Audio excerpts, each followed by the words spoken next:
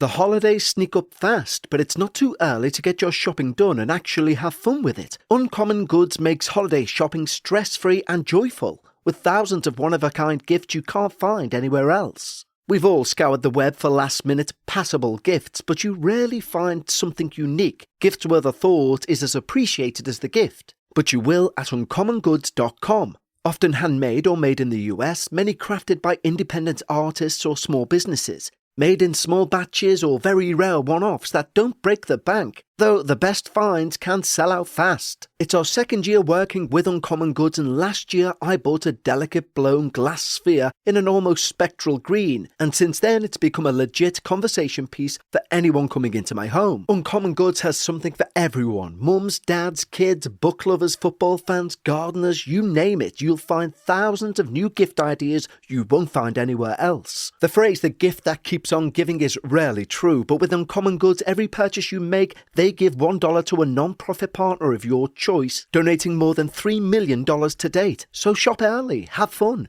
and cross some names off that list. To get your 15% off your next gift, go to uncommongoods.com/dark paranormal. That's uncommongoods.com/dark paranormal for 15% off. Don't miss out on this limited time offer. Uncommon Goods. We're all out of the ordinary. Personally, I can find it really hard to focus, and as a non-drinker, I can also find it tricky to try and wind down. And how you go about finding your personal vibe is your individual choice. Do you know there's a 100% American farm-grown online cannabis company that ships federally legal THC direct to your door? And they found a way to combine THC with carefully selected functional ingredients so they can target nearly every mood and health concern you can think of. I'm talking about Mood.com's incredible line of functional gummies. And our listeners get 20% off their first order at Mood.com with the promo code Dark Paranormal. Forget one-size-fits-all supplements that just get you high. Mood gummies are optimized so it can take as little as 15 minutes to take you to the mood you desire. Like the Mind Magic gummies for creativity and focus, or PMS support to ease cramps and balance mood swings. And there's a plethora of other gummies for you to find your perfect mood. These days we all know gummies just to get high can be bought from just about anywhere. But Mood have changed the game by combining premium federally legal THC with targeted botanicals to help you get in the perfect mood in as little as 15 minutes, with no dispensary lines or no awkward conversations, just better days and nights delivered discreetly to your door. Best of all, not only is every Mood product backed by a 100-day satisfaction guarantee, as mentioned, our listeners can get 20% off their first order by entering the promo code Dark Paranormal. So go to Mood.com and find the functional gummy that matches exactly what you're looking for, and let Mood find your perfect mood. And don't forget to enter the promo code Dark Paranormal for 20% off. Shopify is a global commerce platform that helps you sell at every stage of your business and sell more with less effort thanks to the Shopify Magic, your AI-powered all-star. Sign up for a $1 per month trial period at shopify.com/redcircle, all lowercase. Go to shopify.com/redcircle now to grow your business no matter what stage you're in. Shopify.com/redcircle.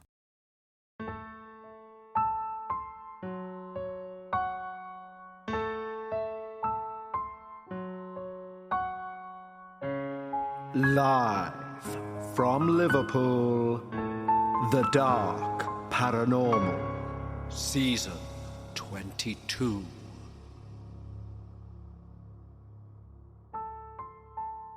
Hello everyone and welcome back to The Dark Paranormal Season 22, Episode 2.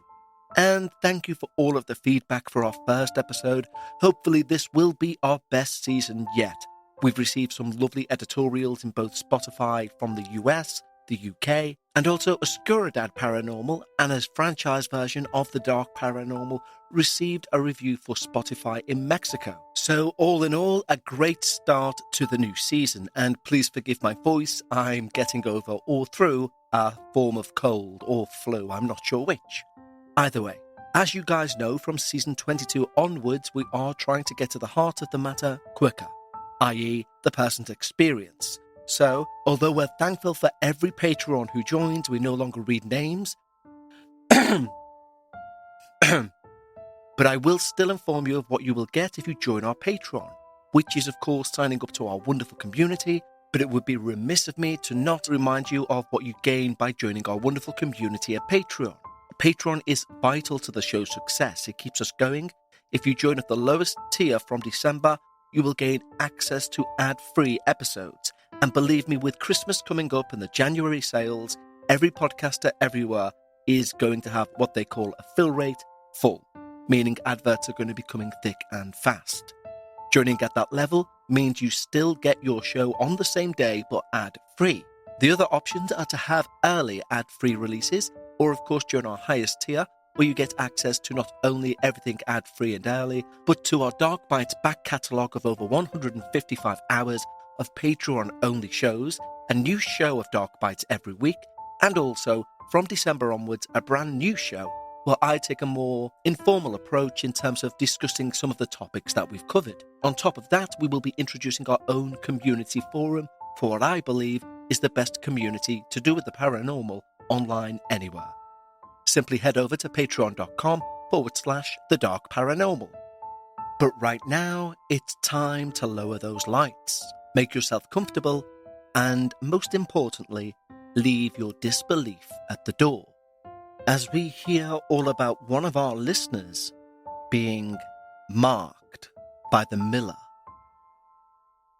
I was recently turned on to your show via a friend after telling them this story, the one I'm about to tell you. I've spent the last few weeks typing this up, adding bits as I remember them, trying to get it all down in a chronological order. I've reread before sending for a sense check, so hopefully this all makes sense, although it's weird seeing it all written down like this.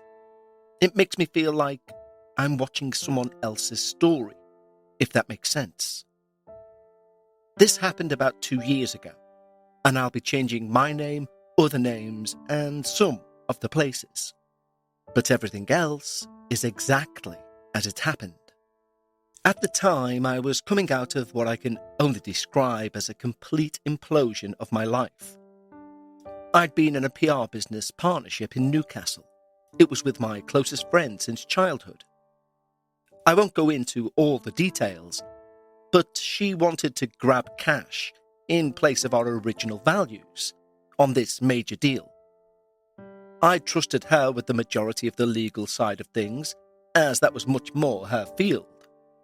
But when I found out what was happening, I realised I didn't have a legal say in what took place, and the deal went ahead. So, I went ahead and left the partnership and left Newcastle. I had some money from cashing out my half of the business, and I wanted to start completely fresh, somewhere where no one knew me. Well, I found a property listing for a converted mill in what I'll call Northumberland, though that's not exactly accurate. It was part of a small gated development, 4 individual dwellings on one plot. There was a large farmhouse, a converted barn, a small converted stable, and the mill itself. The mill was the biggest apart from the farmhouse, 3 stories and all the character you'd expect. The photos looked perfect. I arranged a viewing and drove up on a Saturday morning. The couple selling the mill met me there, both in their early 40s, all smiles and very helpful. They walked me through the whole place, pointing out the quirks with the heating, showing me where they'd updated things. They were moving for work, it appeared. They didn't mention anything unusual. Not one thing.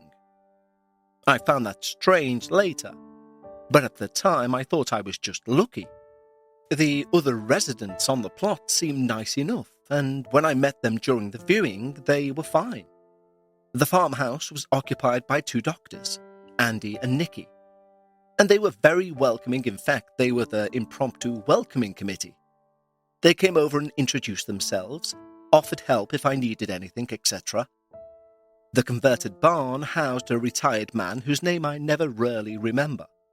The converted stables had an elderly woman, Agnes, who Andy and Nikki said was very lovely, very cheery, but kept herself mostly to herself, although she would wave at you if you saw her and she saw you. All in all, I was exceptionally happy with the place, so I put an offer in that week. And it was accepted, and as a cash buyer, I was in the place only 6 weeks later. Moving day was fine, I'd hired a small van. I didn't have that much furniture. Andy and Nikki came over to help me carry boxes, and Nikki made tea whilst Andy helped me figure out which room would work best for my office. They stayed about an hour chatting about the area. From my second visit, the mill was much bigger than I remembered. The main room on the ground floor had massive windows. The bedroom on the second floor seemed much larger. The original beams across the ceiling, etc. The third floor made for a perfect office. I spent the first few days unpacking, getting used to the place, the sounds from the central heating system, the boiler clicking when it fired up, which floorboards creaked, etc. Normal old building things. I threw a very small moving-in party the following weekend. A woman named Sarah that I'd befriended from our old post office came with her husband. Andy and Nikki brought wine and flowers, and some of my old best friends arrived, and we had a jolly good time. I did put invitations through Agnes's door and the barn man's door, though neither came. The morning after, the barn man gave me a stern, withering look as I smiled at him as we both got in our cars. We hadn't even been that loud, and the party was done by 11:30. But as I drove away, I did think, well, he's only known me for just less than 2 weeks, and if his first impression is every other week I hold a party, he won't be too impressed. So I let his not very fair snarl at me go. The first week and a half after that was quiet. I set up properly, I got back into freelance work. Small contracts, nothing major yet. The routine helped though. Waking up, coffee, work, going for a walk, more work. It felt like I'd definitely made the right decision. I'd see Agnes a few times in passing, and she would wave from her garden. The barn man I thankfully barely saw at all. It was maybe the week after that when I first heard the sound. I was working late, maybe 11 at night, and the house was silent except for my keyboard, and then I heard it. A low creaking sound, rhythmic, like wood moving against wood. It lasted maybe a few seconds and then stopped. I figured it was the building settling. Although 2 nights later, the same sound, louder, then more frequently, always at night. I started to feel uneasy, but I couldn't place why. It didn't feel threatening, just persistent. About 3 weeks after that, I came downstairs and my kitchen table had moved. Not much, maybe 1/2 meter from the wall I'd placed it against. I stood there, staring, trying to remember if I'd moved it the night before. I couldn't remember, but I'd been very tired. Maybe I had. Maybe I was trying to reach for something. I don't know. That night, the tapping started. Cozy on the couch, watching TV, and like little taps, like fingernails on wood, coming from the hallway. I went to check. This time, the taps came from the kitchen. So I go to the kitchen and I'm met with silence. I wait there for a while and eventually go back to curl up on the couch. An hour later, this time on the living room ceiling. I stared at that spot. I should point out, at this point, no part of me thought of anything paranormal or supernatural, or was even scared. I was staring, expecting to see the white ceiling start to darken in that spot due to a leaking pipe or such. So I began keeping track, writing down where I would hear them and when. But there was no obvious pattern. One afternoon, I was making tea when I heard something metallic hit the floor. I turned around but couldn't see anything. I looked under the table, behind the bin, nothing. Then as I turned back, I saw it. A tablespoon, standing perfectly upright on its oval end, spinning slowly, just spinning, balanced in a way that shouldn't be possible. I ran to get my phone so I could film it. I was gone maybe 10 seconds, and when I came back, the spoon was laying flat on the floor. I picked it up and I put it back in the sink. but my hands were shaking. The tapping then got louder. It was waking me up at night. 3 sharp raps, always sets of 3. Sometimes the bedroom door frame, sometimes the floor near the bed. I turned the light on, it would stop. One night I woke to tapping around 2 a.m. in the morning. It came from the corner near the wardrobe. I turned on my lamp, and again it stopped. I turned it off and lay back down, and the tapping started again immediately, the same corner. The light back on, and nothing.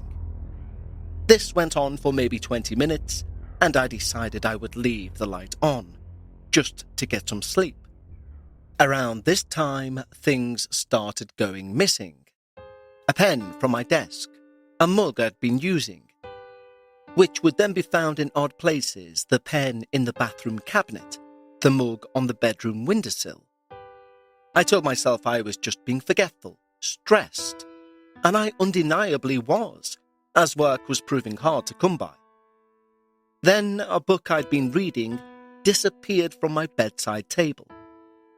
Now I searched the entire house, and 3 days later, it was back exactly where I'd left it on my bedside table. A few days later, the kitchen table moved again. And this time, I know I didn't move it. I'd gone upstairs to get something, maybe 2 minutes away. When I came back, the table was pushed against the wall.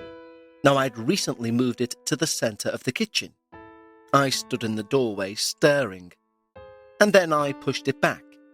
Man, that thing was heavy. I couldn't have moved that without noticing. That same evening, Nikki came over with some wine. I think she could tell that something was off.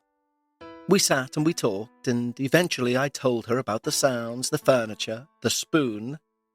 I expected her to laugh at me. She didn't. Instead, she went quiet, and then said she wasn't surprised. She said she'd always found the mill unsettling. She spoke as if we were being listened to. She mentioned that she used to hear the previous owners argue until the early hours of the morning, sometimes after the sun had rose. But an hour later, they'd both be on their front step in their jogging gear, smiling at each other and off for their morning run. And she said this happened several times a week. She said the juxtaposition of being able to hear them say such abhorrent things to each other and then watch them smile as if nothing had happened minutes later really unsettled her. It was almost as if they were not aware they were just arguing. For some reason, not the sound in my house, not the things I'd heard or witnessed, that sentence put something cold in me. Nikki asked if I wanted to see something. She went back to her house and returned with a DVD. It was a DVD Andy had made before they'd moved in, to kind of get them both in the mood for the move. He'd found old footage from libraries and wherever else, and put together this DVD about the land, its history, and compiled it all onto this DVD. So we put it on. It began with old film footage, very, very grainy. It was the mill when it was still operational. I could see the big wooden wheel turning, the mechanisms moving. And that's when I realized. The sound I was hearing was that exact sound of the mill. The rhythmic wooden creaking. The footage then cut to a tile card about the history of the place. Then a voice, crackled with age, started narrating. The mill was a pride of the village, of course, until the... And the audio cut out. The next section was silent footage of the exterior, and the remainder of the DVD was all about the house they eventually moved into. When it ended, Nikki and I just looked at each other. Neither of us said anything until I said, "Until the what?" Nikki shrugged, as if in reaction to us watching this very DVD, the incidents escalated following that night. You know, this holiday season, comfort isn't about finding more hustle, it's about slowing down, finding calm amidst the chaos, and creating a home that truly restores you. And that's where Avocado Green Mattress comes in. because you can create your own natural holiday oasis, because avocado transforms your home into a peaceful grounding retreat with their products made with certified organic and sustainably sourced materials. From breathable bedding to handcrafted mattresses, avocado is all about true comfort. So you can rest, recharge and wake up refreshed all season long. Every avocado product is thoughtfully made with the planet and you in mind, and you can feel good about the comfort and quality that you're bringing into your home. And there are easy financing options with a firm to make your purchase more accessible. Prioritize rest and recharge with avocado's organic comfort. Head to avocadogreenmattress.com today to create your natural oasis and save big during their holiday sale. Avocado, dream of better. Let's have a quick break to talk about those wonderful people at Happy Mammoth. You'll have heard me talking previously about Hormone Harmony, the supplement that helps women maintain optimal hormone levels, with over 50,000 glowing reviews from women worldwide, and 98% saying they'd recommend it to friends and family. Well, now you can take those results even further by pairing it with their prebiotic collagen protein, which helps restore gut lining integrity, promoting overall hormonal balance. It helps to relieve occasional bloating or gas, reduce sugar cravings and help you feel satisfied longer. It helps support healthy, sustainable weight management, boost energy and help stabilize mood swings. Because your gut directly affects your hormones, improving your gut health can amplify your hormone harmony results, so you can feel like yourself again. A friend of mine was struggling with occasional digestive issues and brain fog, and since adding prebiotic collagen protein, she's noticed a real lift in her energy and overall well-being. Happy Mammoth is dedicated to making women's lives easier, and that means using only science-backed ingredients that have been proven to work for women. They make no compromise when it comes to quality, and it shows. And right now, you can try prebiotic collagen protein and hormone harmony risk-free and get 15% off your entire first order with code Dark Paranormal at checkout. That's happymammoth.com and use code Dark Paranormal for 15% off today. Today's episode of The Dark Paranormal is brought to you by Progressive Insurance. Fiscally responsible, financial geniuses, monetary magicians.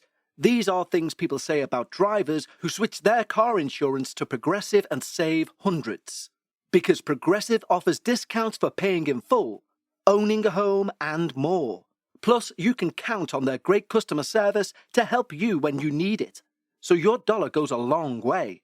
Visit Progressive.com to see if you could save on car insurance. Progressive Casualty Insurance Companies and affiliates' potential savings will vary, not available in all states or situations. That creaking became unbearable. It would start around 10 at night and continue until dawn. That rhythm, like the mill was still working. I tried earplugs, but I'd still hear it. I'd feel it, vibrating through the building and my body. I'd go outside and hear nothing. Then a new enigma. Cold spots. The landing at the top of my stairs, normally always fine, was now always freezing, even when the heating was on full. I'd stand there and my breath would mist. I checked for drafts, checked the window seals, but nothing helped. Next, one evening I'm working in my top floor office and I hear footsteps on the stairs. Deliberate steps, clearly someone there. I live alone. I call out, no answer. The footsteps reach the landing and stop. I stop. I decide eventually to head to the door and flung it open to find no one there. This happened 3 more times over the next 3 days. I started having trouble sleeping. I'd be awake listening to the creaking, the tapping, the footsteps, and when I did sleep, I'd always wake up at 2 in the morning, always 2 a.m., and I'd find I was freezing cold despite being under the duvet and the heating being on full, yet I'd be shivering. Then one morning, I come downstairs and every single upper cupboard door in that kitchen was open. All of them. I locked that back kitchen door every night before bed, and I knew when I'd went to bed around midnight the night before, they'd all been closed. I stood there for maybe 5 minutes, and then I snapped myself to, and I walked around closing each one. The next morning, it happened again, every cupboard, and this time every drawer all open. I started closing them and I was halfway through when I hear a door open behind me. I turn around. One of the cupboards I just closed was now open again. I stare at it. I don't move.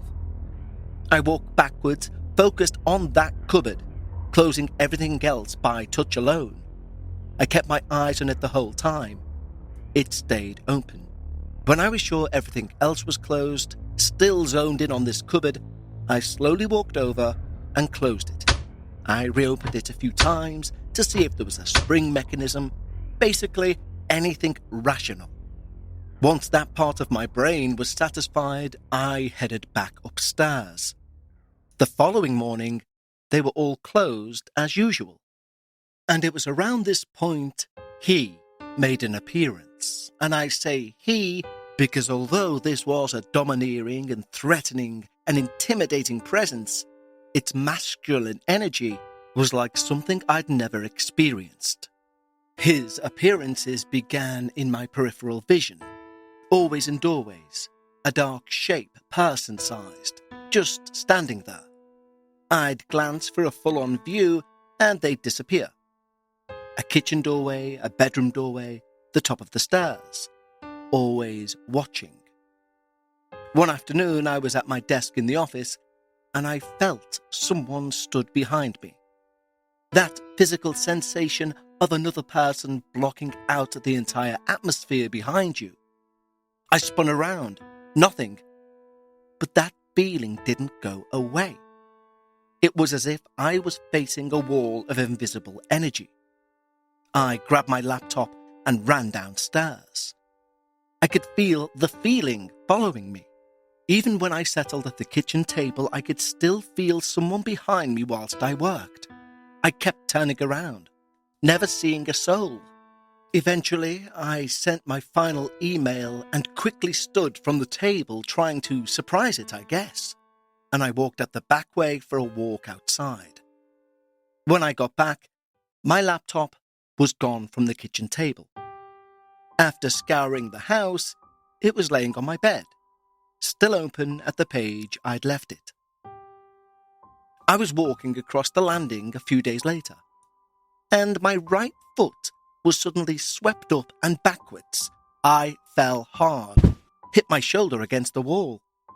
For a few seconds I thought I'd tripped on a wire or something, and then I looked back and, of course, there's nothing there. The floor is clear.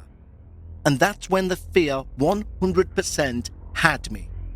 A few days later, on that same landing, I'm walking across and I collide with something. Something. Shoulder first. A solid impact that hurt. I stumbled sideways. I reached out to steady myself. But my hands touched air. I believed as I was looking at my phone, I'd walked into the side of a doorway, for example. But there was nothing there when I reached out.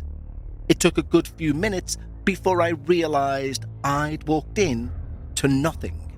I started leaving lights on all the time, every room, all night. It didn't help.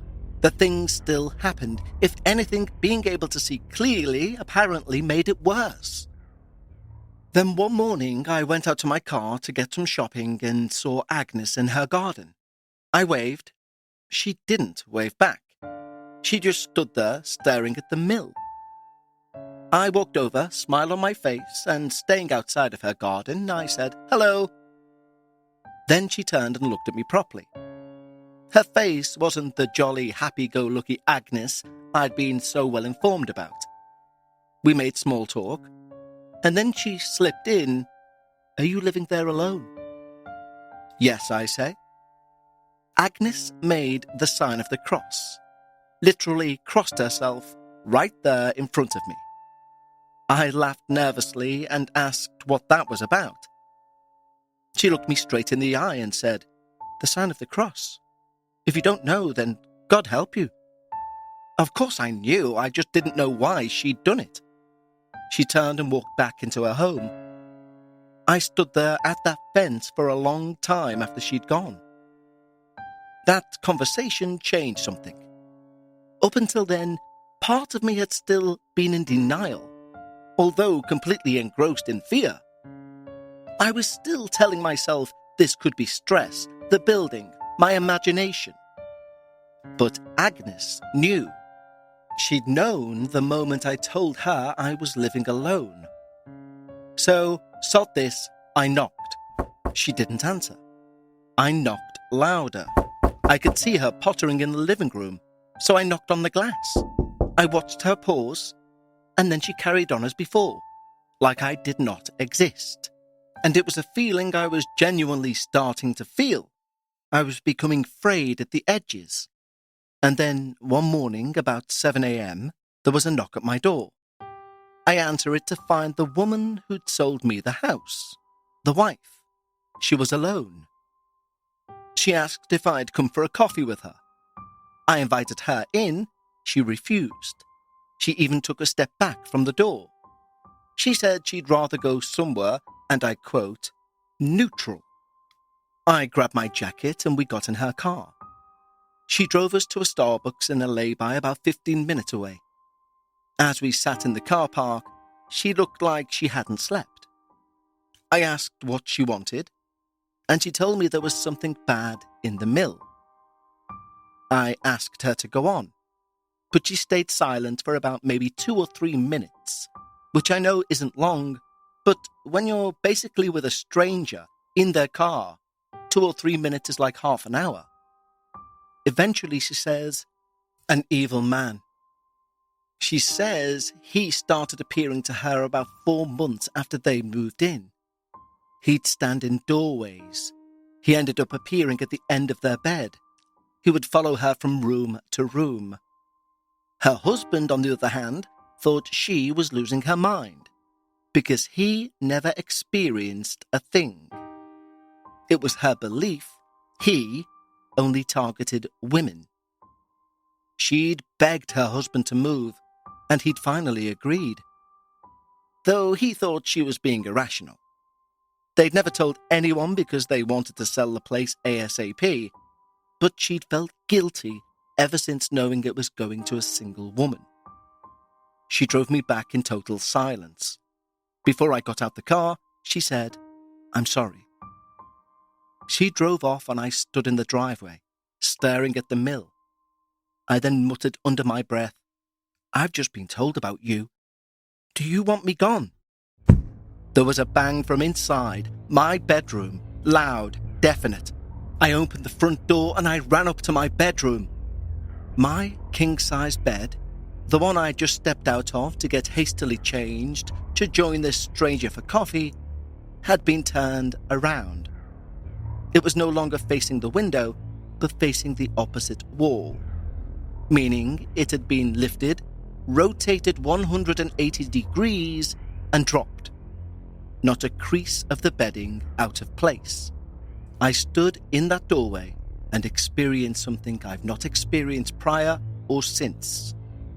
A feeling of utter terror and fear, morphing into genuine rage and anger, or what I believed was genuine.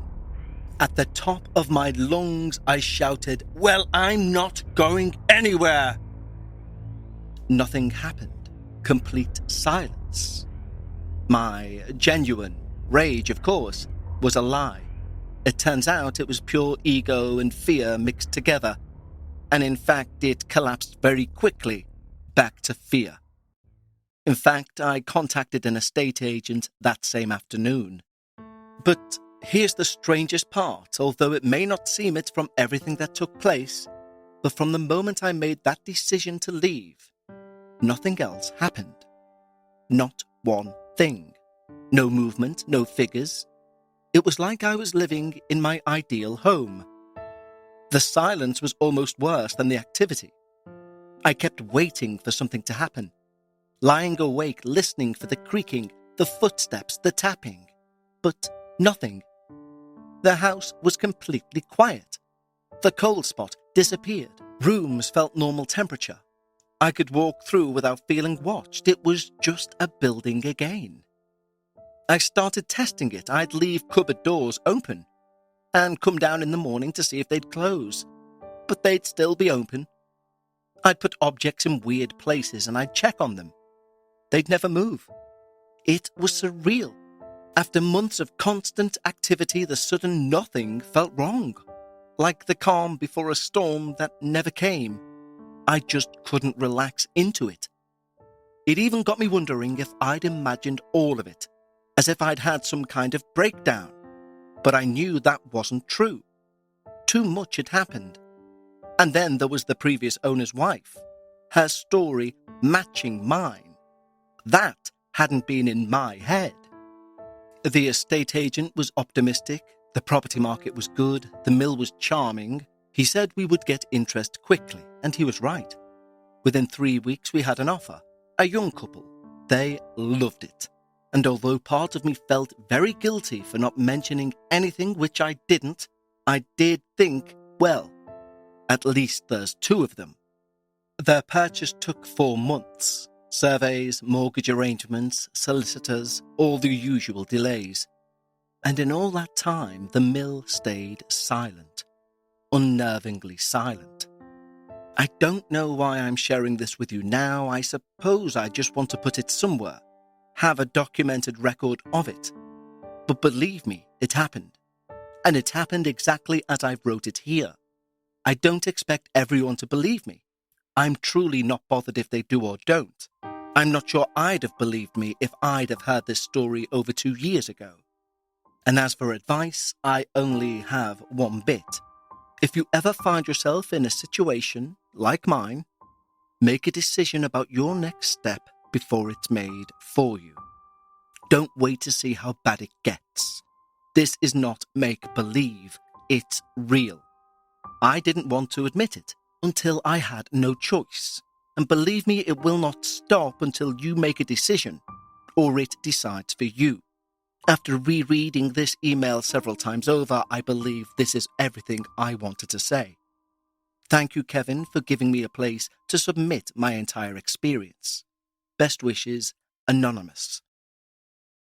Well, Anonymous, thank you so much for this submission. As I mentioned last week, we are being very selective about what we want on the show. Last week we included a point of view that we haven't had before, and this week your experience ends in a way that is exceptionally rare when it comes to a haunted place. And that is, normally people leave. Normally people stay at a friend's house. I believe this may be the only one, if not one of very few, where you chose to stay because the activity stopped after your decision to leave was made. That's an exceptionally rare set of circumstances. And if anything, it gives more credence to a sentience living with you in that mill. Your experience is also rare in that way we have an entire story, if you will, but we have a multi-layer sitting behind it that will never be answered. That is so much deeper than the story, that is, in fact, the seeds out of which your experience grew. And that for me is absolutely fascinating, how your experience alone is absolutely terrifying, yet we all know by listening to it, there is a possible world of terror we can't imagine that sits behind it, that the chances are we will never, ever know. So, Anonymous Submitter, thank you so much for such an interesting email. Now, there will be people out there who will be judging you based on not telling the new tenants what you've experienced. I personally don't have a solid opinion on that, as I did not experience what you did. I can't be in your mind to say whether that was a right or wrong choice. What I will say is I think this is one of the most interesting tales we've covered in a long time, so thank you. And before we say farewell and look forward to episode 3, a big thank you to each and every one of you for listening to the show.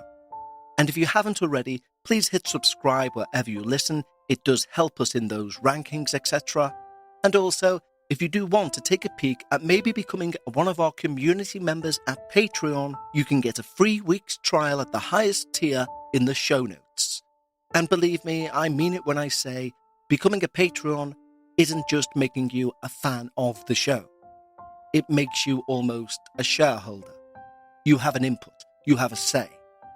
So with all the gift buying periods coming up, why not treat yourself to something you enjoy and be somewhere you can have your say on how that thing you love forms and goes into the future.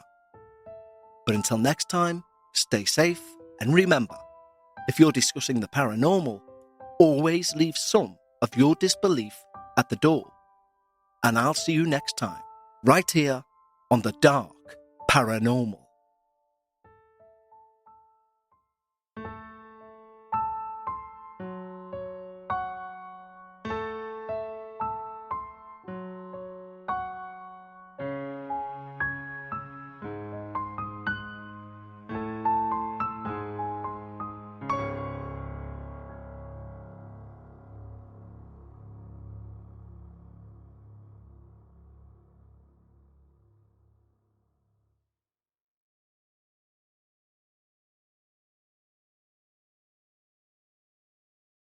Shopify is a global commerce platform that helps you sell at every stage of your business and sell more with less effort thanks to the Shopify Magic, your AI-powered all-star. Sign up for a $1 per month trial period at shopify.com/redcircle, all lowercase. Go to shopify.com/redcircle now to grow your business no matter what stage you're in. Shopify.com/redcircle. If you're a custodial supervisor at a local high school, you know that cleanliness is key and that the best place to get cleaning supplies is from Grainger. Grainger helps you stay fully stocked on the products you trust, from paper towels and disinfectants to floor scrubbers. Plus, you can rely on Grainger for easy reordering, so you never run out of what you need. Call 1-800-GRAINGER, click Grainger.com, or just stop by. Grainger, for the ones who get it done.